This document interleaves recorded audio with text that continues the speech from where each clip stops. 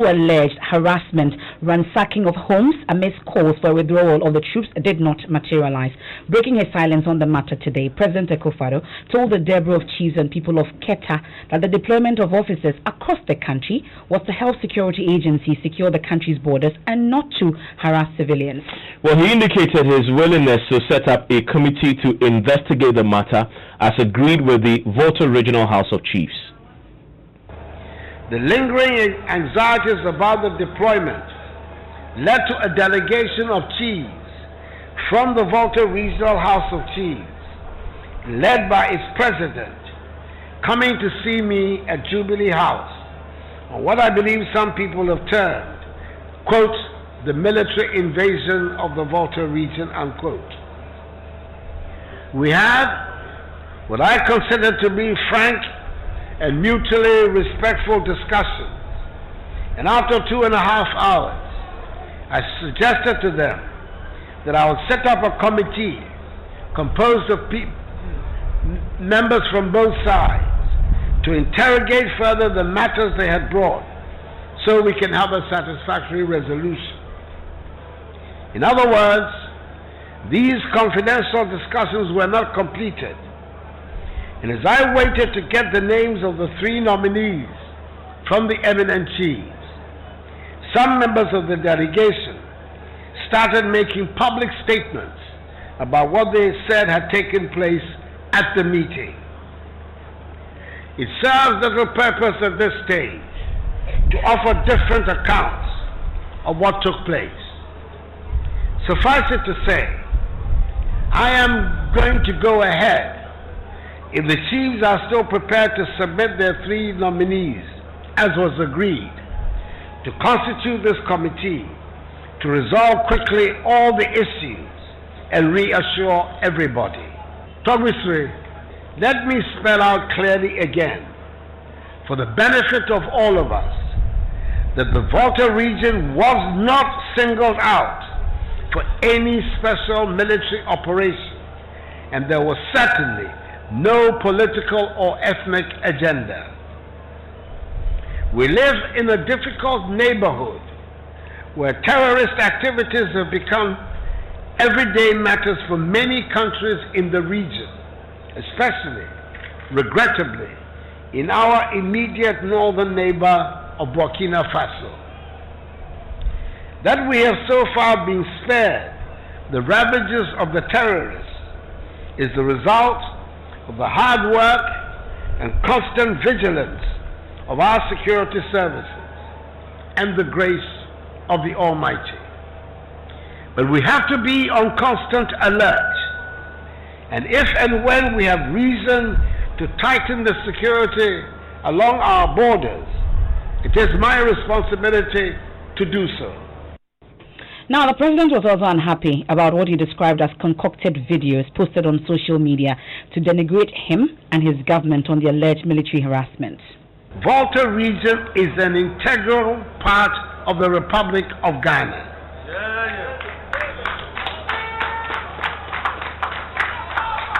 And military deployments in the region cannot be described as an invasion. Some elements of social media went into a frenzy, mostly with old videos taken in Accra and other parts of the world being passed off as residents of the Volta region being brutalized by soldiers. This has been escalated into accusations of ethnic cleansing, and the government that I lead has been labeled as tribalist. While social media is a useful tool for information sharing, it can also be and has been used to magnify small incidents, place pictures, videos, and voices out of context, or simply generate outright fabrications in order to stir up needless ethnic animosity among citizens who are otherwise living peacefully with one another. All who go into politics accept a certain amount of defamation as coming with the territory. But I urge all of us to pause a while and think deeply before we cross all the red lines of decency and humanity and dissolve the links that bind us together as Ghanaians. In any political entity. Well, the president is in the Volta region to cut sword for work to start on the Keta water project. We'll soon touch base with our correspondent, Ivy Setoji, but first let's get some reactions on the president's commitment to set up a committee to investigate the alleged military brutalities. Member of Parliament for Whole West, Emmanuel Bedra, who is also the chairman of the Volta NDC Parliamentary Caucus, joins us on the telephone line right now. Mr. Bedra, thank you for your time here on News. Now, the president says he's committed to set up a committee. Your reaction? Thank you very much, Evans, and thank you very much, Emefa. Good evening to the cherished listeners. The president's call for setting up a committee is welcome, as we heard today that he has had meeting with prominent chiefs from the region, and he asked them to nominate some personalities that will join his committee. That is welcome. But Evans, apart from it being welcome, let us also agree and accept the fact that the deployment of military personnel, as the president mentioned, that some videos made their way on the social media, delegating him or showing things that are not true, especially pictures taken from Accra. That is far from the truth, Evans. I don't want to call the president to not telling Ghanaians the truth. I was personally involved in Holika, in my constituency, where the military personnel were harassing innocent civilians, and that was brought to the fore. The traditional authorities from the 16 paramounts in the whole West. In this specific case, when you say harass, what was the evidence? What exactly were the military people doing? Evans, you can go on City FM, and you see footage of military personnel going from room to room. A particular woman was harassed. She was asked to open her room to find out whether she has harbored people from Togo in her room, moving from house to house, banging on people's door, harassing them to open their doors to find out whether they were holding people there or they were keeping people there who were coming to register. You don't consider, if indeed what you're saying is indeed what happened. The president says that there were 1,000 military personnel deployed to monitor borders nationwide. 163 were deployed to the Volta region with specific instructions, of course, to protect the border, prevent foreigners from coming in. If indeed they were acting on lawful orders to prevent foreigners, and they were suspecting that foreigners may have been harbored by Ghanaians, you don't see that as a legitimate action for the military people to pursue these people?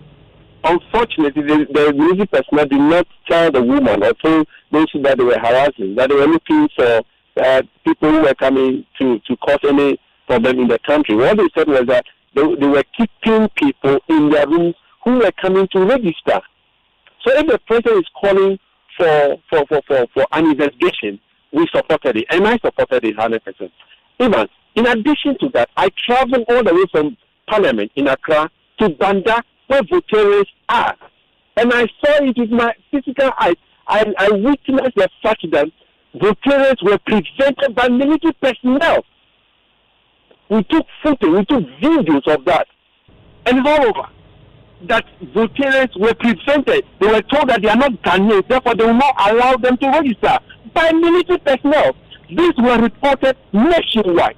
So the president cannot, yes, we have agreed that he has deployed me, or he has asked the military personnel to deploy across the country. But the truth of the matter is that they were not deployed basically to ward off people who were coming, to cause mayhem or cause confusion in the country. But they were preventing people from going to register. Yeah, and that was our problem. And clearly from what the president has said today, you agree that the allegations you put forward will be a subject of that committee's work to ascertain some of these claims. And if you were invited, you cooperate with the committee? I will be more than willing to subject myself to that committee. That is why we want the committee formed immediately, and I support him. I'm grateful, Mr. Bedra. He is course chairs the Volta Caucus. Well, let's go on the line and speak with our correspondent, Water Regional Correspondent, Ivy Setoji, because the President has been up and about on a number of things, including the Keta sword cutting for where to start on the Keta water project. Ivy, first, how severe is the water situation in the Keta area? So the water situation in Keta is severe, especially in Anyako in the Keta municipality and some parts of the Southern district, and this will have to get water, especially in Anyako, and we are asking government to do something about the situation. Now, the president today has cut short of that water project to start at the cost of 85 million euro, and this water project is expected to solve water problems in Keta and Ogan districts, in the three strong districts, as well as other districts in the local region. Well, the Keta Harbour came up strongly in your interaction with some residents, and we also heard Togbisri, amongst others, raise concerns about the situation in the area. What exactly was the President's response to these issues?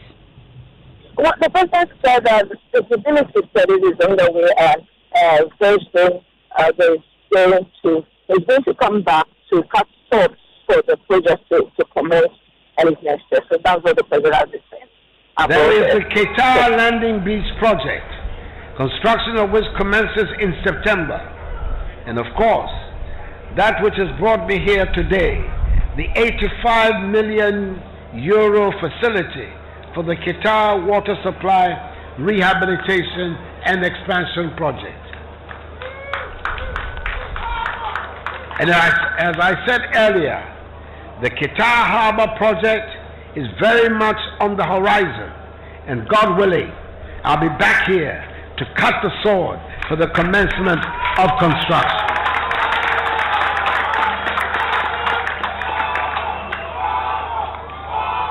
We have not completed our development journey, but surely we are on the right path, and no one can accuse this government of discrimination in the distribution of the national cake.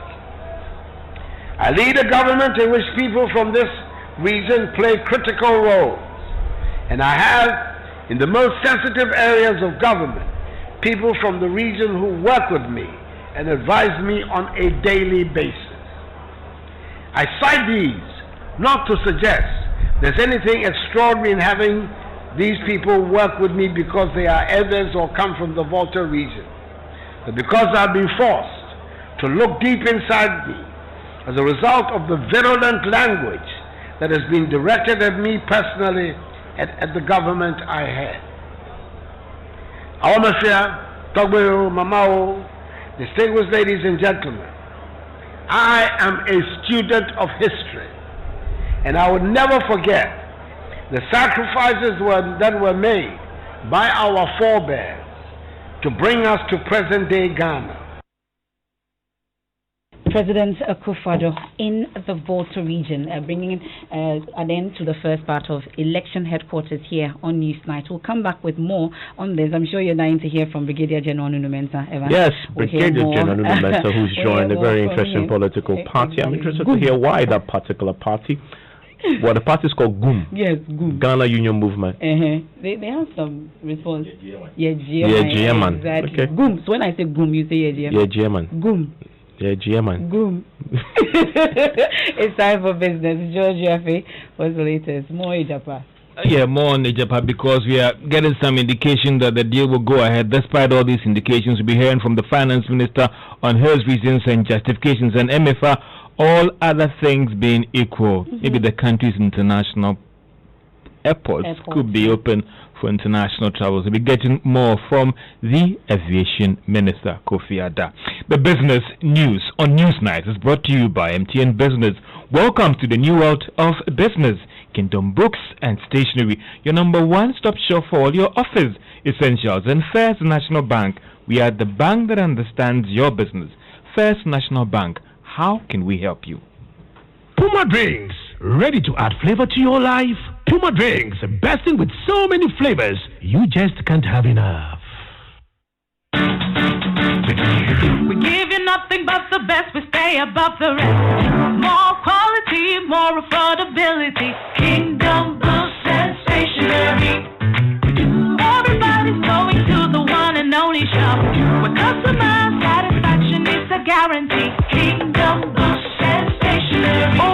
Yes, with our 30 days credit facility with no interest charge, free delivery services, and our free consultation on setting up your office, Kingdom Books and Stationery is unmatched in our delivery of quality and affordable office essentials, equipment, and furniture. Experience world-class customer service in all our branches in Accra, Tema, Kumasi, Cape Coast, and Takoradi. Call us on 0302-764-101 or visit our website at www.kingdomgh.com. Kingdom Books and Stationery, your number one stop shop for all office essentials and stationery. Terms and conditions apply. Hello, my neighbors. You doing? August Abo. Hello, my neighbors. August Abo. Momo Manta Vedu. Hey, hello, my neighbor. Hey, hello, my neighbor. Hey, Momo, hello, my neighbor. August is here and Momo Month is back and bigger than ever. From now to the end of September, you stand the chance to win up to 10K Ghana Cedis cash just by paying with Momo QR code or merchant ID when you shop to accumulate reward points. And you could be one of the 2,000 winners this Momo month. Winners will be rewarded in August and September, so keep checking your points by simply dialing *120# and be on your way to a sweet reward for shopping safe and using Momo. Just Momo it. We dare for you everywhere you go.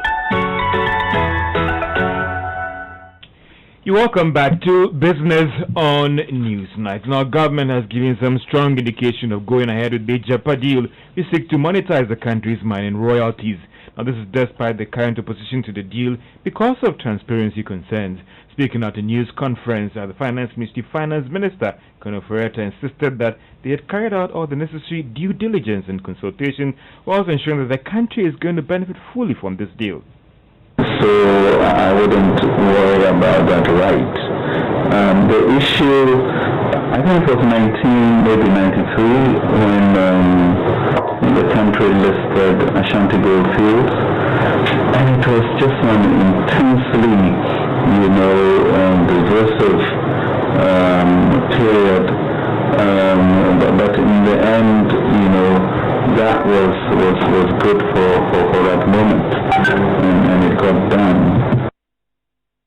And as Finance Minister Ken Oforiatta, Aviation Minister Joseph Kofi Adda has affirmed the country's readiness to reopen its airport for international travels. Now, this was after he carried series of inspections toward the Kotoka International Airport to assess the safety measures that should be in place to manage the COVID-19 situation amid commercial air travels. Speaking to Joy Business, Mr. Adda says the airport will undergo a final testing, including total desinfection, to ensure that the entire airport is ready for the President's approval.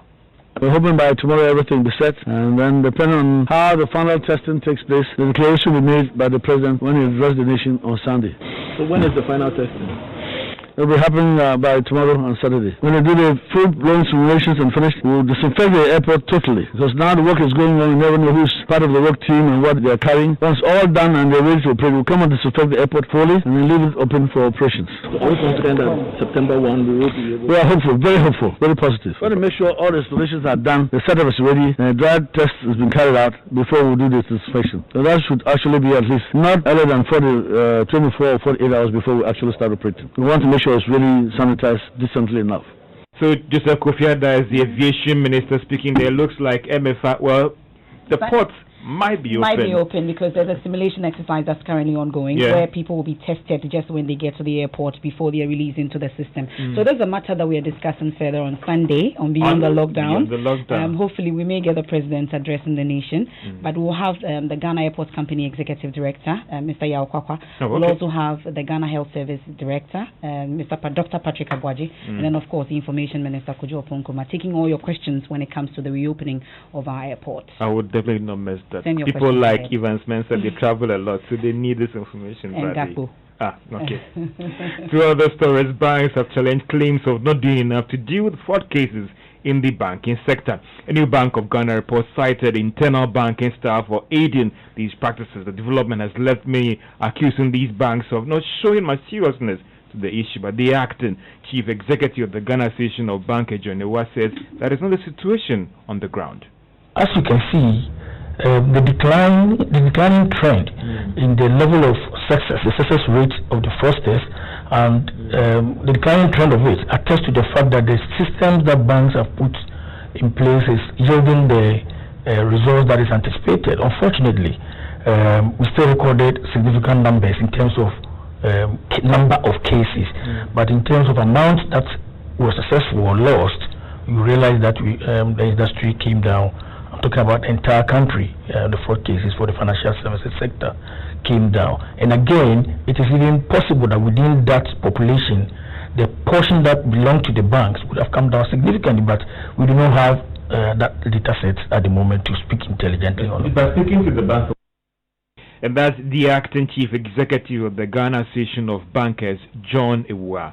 Let's still stay on issues relating to fraud in the financial sector, because telecoms giant MTN says it has secured a deal with an artificial intelligence partner that would help provide advanced systems to help fight mobile money fraud on their platforms. Now, this is part of several measures being instituted by the telecoms giant to deal with the situation. Elihini, a general manager at Mobile Money Limited, speaking at the virtual engagement with journalists today. Enhanced AI tools and technology. We already have the and we are going through the documentation to bring it up to running very soon. Now, that is not to say that we do not have some existing. This is more built what we have and providing advanced technology. So we have some solutions that we are using, which is why we'll be able to do these arrests. What we are trying to do is build on that and provide more advanced technologies to help in our fight against fraud. Meanwhile, MTN says it has made progress in the prosecution of some 40 persons that were arrested recently for participating or engaging in some mobile money fraud practices. Now, Ghana has been selected to host next year's annual African Development Bank meetings. This was communicated at the closing ceremony of the virtual session for the bank after some 3 days of deliberations. The meeting is expected to bring together finance ministers across the region as well as central bank governors and its development partners. Let's hear from Dr. Kemi Adesina. He is president of the African Development Bank. As the curtain comes down on the 2020 annual meetings in Abidjan, we look to what is rising in Accra for the 2021 annual meetings.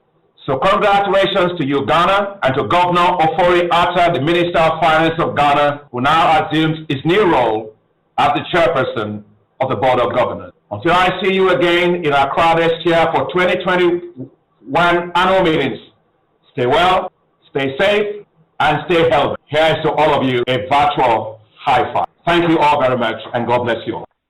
In some news, there also Dr. Kemi Adesina has also been re-elected as president of the African Development Bank. The later Development Finance Minister Ken Ofori-Atta has also been elected as chair of the Board of Governors for the African Development Bank. And that's all for News Night, and looking forward to the meetings in Accra next year. Thank you very much, George Riafe. Let's go to Dom Fase at this point because the town remains in fear as they begin to trickle back home. That's residents, I mean. Now, even though the military detail deployed to the town have vacated the area today, residents are afraid of a resurgence of the situation that led to the bloody clash between residents and the military following a land dispute. My colleague Latif Idris has spent part of the day there. Here's his report. This is the contentious land. This is where it all happened on Monday between some members of the military and the civilian population of Dom Fase. This was where the exchange of warning shots ensued, and the youth of the town took the law in their own hands and set vehicles ablaze. You are looking at 1, 2, 3, 4 vehicles were all burnt by the youth who were agitated by a chief who claimed ownership of this particular land. And the youth of Dom Fase here have all fled the community, and we understand most of them have gone beyond this mountain and are seeking refuge behind the mountain. Their wives and children are the only ones left within the community. Yeah, police station. Yeah, police station. So BBC, I just so call kotoku anasa nsanwo before abeko ho no say bibi ne besi dada nti me sure say anka police station e wo ahase a your police station wa me sure say anka discipline kakaraba ebe ma hu kakaraba de be ba na respect kakran so be de ebe ba kromu ha nti me ko sa aban anka aban no nko emu anoma police station embra ha nti yes abani so mo nko emu na police station ebi mbra ha se say be youth no enu ani say enu ani ye da achi na anse bi kwa ma sa ntafi ni ade yi boys no wo akola kitwa na say akola kitikiti no ose on feleche utu wo fie ka no de na wo fie finfin na ose enamo because police station bi ade enia my husband me pato people na say your husband is also people na say so he's beneath the mountain. Why is he there? Because they are scared. Maybe the policeman will shoot them or something like that. That's the reason why. Did he take part in the brutality of the military men? Please no. He was not around. He went to work that day. So I called him not to come back because they are catching the long way around the car. You're looking at the canopy that has been brought down. This is one of the cars that have been burnt. And I'm looking at disposable caps. It's also been burnt. And we are also looking at some broken bottles. I see some Guinness bottles that have been broken. There you have it, some Guinness bottles that have been broken. And I must mention that this is where the military used to stay to guard this particular land. And the table, plastic table that has also been broken. And the windows, the windscreen that were smashed during the confusion by the youth of the community. You find the brick that was used to perpetrate that particular act by the angry youth who burnt down these vehicles here on the contentious land in Dom Farse. We are looking at remnants of food items. I see some eggs that have been crushed, tomatoes, sachet water, rice, and some other items that have been destroyed during this violence between the youth of this area and the military. That's Latif Idris's report from Dom Fase. We can hear from the MP for Domiabra Obum, Sophia Akwaku. She doubts the armed men were deployed on an official military operation to the area. As of this morning, most of the military men left. I think they started moving away from last night. And with Dom Fase, they left last night. And then this morning, around 8:30, most of them left Domiabra, leaving a few hanging around. But I think by ultimately, almost all of them have left. And I've cross-checked all the areas. I think that they don't see any military men around anymore. And I think there's some calm. Have you been able to discover or determine whether these military were there on a national assignment? I'm really doubting that if they are really military men because of their actions on the ground. So I don't know where these military guys are coming from. That's Sophia Akwaku, MP for Domiabra Obum. We cannot hear from the chairman of Parliament Defence and Interior Committee, Seti Champon, speaking on Pulse. For the committee, we got in touch immediately with the management of our public safety in here, the Ministry of Defence and Ghana Armed Forces, and they offered us some immediate briefing as to what was happening prior to. These are preliminary briefings that I have received. And unfortunately, as of now, the most important concern in this whole matter was the retrieval of the ammunition that had been misappropriated by some unknown persons. Fortunately, 2 were recovered this morning. The whereabouts of the third one is already known and is in the process of being retrieved. So I'm sure by close of day, all 3 weapons would have been totally retrieved by the Ghana Armed Forces. Hence, that called for the withdrawal of the men who were sent on ground to go and retrieve the arms. Right, but as we know, the original incident was the assault of 2 alleged assault of 2 military officers, and this is over a land dispute. Mr. Champa, what have you learned about why there were military officers in Domifase for a land matter? I was informed in my preliminary briefing that it was an authorized order by the Ghana Armed Forces. So that is the chairperson of the Defense and Interior Committee clarifying that the military officers were assaulted and seen in video were there on official duty. So listening to News 9 is on Joy 99.7 FM. Now, the executive director of the Media Foundation for West Africa, Suleiman Abrama, says the foundation will not pay the 2,000 cedis demanded by the National Communications Authority to access information on radio stations. It's shut down. I want to bring in Mr. Suleiman Abrama, who joins us on the telephone line right now. Mr. Abrama, I'm grateful that you could join us here on News 9. Please first clarify for me why the foundation sought to access the list. Well, Evans, thank you very much. As you are aware, sometime in 2017, we were informed that by the NCA that they were conducting what they called a spectrum audit. And as a result of that audit, they subsequently published a list of over 100 radio stations that were in default in terms of the authorization of their frequencies. And at the time, we were told that the decision was to shut them down because that is what the law says.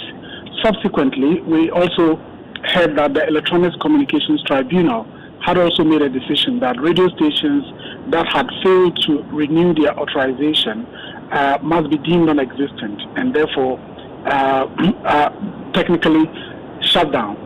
Now, following that, we saw or witnessed the shutdown of a number of radio stations, including Radio Gold and Radio XYZ. Subsequently, there have been debates, including our opinion that the shutdown of Radio Gold and Radio XYZ in particular was politically motivated, which the NCA has always denied. At that time, the GJA and other groups, including the Media Foundation, had asked the NCA to publish the full list of radio stations that had been shut down. Till date, they have not done that. And we thought that the frequency and its management is such an important thing that it cannot be something that is being done with this level of opacity. So first of all, it was important for the nation to know what are the stations that have been shut down. Apart from that, Evans, their own database suggests that there have been a number of radio stations that have not renewed their authorization and yet were on air. Now, we went into these databases, we saw these, we raised some questions with officials at the NCA, and to our surprise, subsequently, they changed the information that was on the database by removing dates of first authorization and dates of last renewal of radio stations that they say are authorized to operate. And so we said, well, for transparency, we need you to give us the data with dates of first authorization and dates of last renewal of all the radio stations so that we can know, or we would then, together with the general public, know that, well, the NCA is managing our spectrum and our frequencies in a very transparent manner. And we understand when you put in the request, you were asked to pay 2,000 cedis for your request to be processed. I mean, isn't that what the law says, that you should, for such requests, you are levied for the process of acquiring the list? Not at all. Evans, we requested this information under the RTI law. And if you look at Section 75 of the RTI Act, it talks about fees. And it says that, public institutions shall charge, appropriate fees as may be passed by Parliament, which Parliament hasn't done yet. And then if you look at subsection 2 of that section of the Act, it makes it clear that, despite section 1, which says that public institutions shall charge fees for the processing of information, there are certain categories of, people and pieces of information that when they are requested, for example, you cannot levy. And that includes, for example, a state entity cannot say that it is charging you fees for the time it will spend in processing your fees. In other words, what is applicable is, for example, if the NCA had said, look, we are going to photocopy a document that is 100 pages, so you have to pay for the cost of the photocopying. Or we are going to put your information on a floppy disk, and therefore you have to pay for the cost of the floppy disk. In this instance, the NCA is saying, even though you requested under the RTI law, we have the Electronic Communications Act, which makes it possible for us to charge people who request for information from us. So we applied under one law, and the NCA decides to use another law to bill us. But the most ridiculous thing for me is that, Evans, why would a state agency that is mandated to regulate frequencies in this country say, look, we need to conduct research to know the stations that we have shut down. We need to conduct research to know the list of radio stations that are authorized and indicate the dates of their first authorization and the dates of their last renewal. I think this is ridiculous. And indeed, if that is what the NCA wants us to take them for, then we are all in trouble in terms of the management of our spectrum in this country. It begs the question, so what do you plan to do about it? Because the NCA doesn't appear to be willing to change its stance on this. Well, I think it will be a terrible precedent that we will set if we decide to go ahead and make this payment to the NCA. Fortunately, the law creates the room for us to seek legal redress in the judiciary, and we are already in conversation with our lawyers and legal advisors, and I'm sure that eventually we would see each other in court and trash out the matters. Otherwise, as I said, we are going to have a situation where state institutions are going to use the payment of fees as a barrier to citizens' access to information, and that is not something that is not why we fought for the RTI law, and I don't think that is why the government will pride itself as being the one that passed the RTI Thankfully, very briefly, we've just been joined by Pius Ajide, who is the Deputy Information Minister. You know, the RTI law is what the Information Ministry is the ministry in which that law, they sort of implement and execute that law. Mr. Pius Ajide, I'm grateful for your time. So the Mina Foundation applied under the RTI law, but they've been asked to pay 2,000 cedis. Is that justified? Is that something that the ministry endorses? Thank you very much. Good evening to you and to our cherished listeners. First of all, I think that it is useful that citizens are beginning to utilize the right to information law and are making information requests and have to be amended. Secondly, I think that if the request has been made bearing in mind public interest, which has been explained in the request, then I think that the argument for a certain amount of money may have to be considered. We are not pleased with this matter. It's not a matter that has come before the ministry, as far as I'm concerned. But if it comes to you, is it something that you want to do? Well, I'm saying to you that very briefly, because of time, if you forgive me, if it comes to you, is it something that the ministry would like to look into it? Well, if the request, of course, borders on public interest, and that has been established in the request, then I think that this is a matter that we may all have to engage with the NCA on. And I'm grateful. Forgive me, Pius. I'm grateful, but just run out of time on this. At least we know that you're willing to look into it if it comes before you. Well, let's head to the town of Pechereche. The Ashanti Regional Town has seen its first ever borehole. Kankesi Promasido Ghana Limited, producers of cowbell. My colleague Justice Bedo has more. Formerly, we were relying on rivers and streams, but we are farmers here, and we normally pollute our rivers with agricultural chemicals, and it wasn't safe for kind. The people here are gathered to see the commissioning of Pechereche's new mechanized borehole. For some, this is the first time seeing clean drinking water in their small village. Sometimes it takes us hours to get even a bucket full of water. The new water system has a sustainability model attached to its implementation, making sure users will contribute to its maintenance. Cowbell has saved us. And we are grateful. Even what we have is not enough, and we'll still beg for more. Justice Bedu, join you, Pechereche, in the Ashanti region. Many thanks to Promasted of Ghana Limited. And just before we go, it's time for Arrival Live, brought to you by Toyota and Bedrock Insurance. Be courteous towards fellow road users. Keep your temper and resist the temptation to retaliate.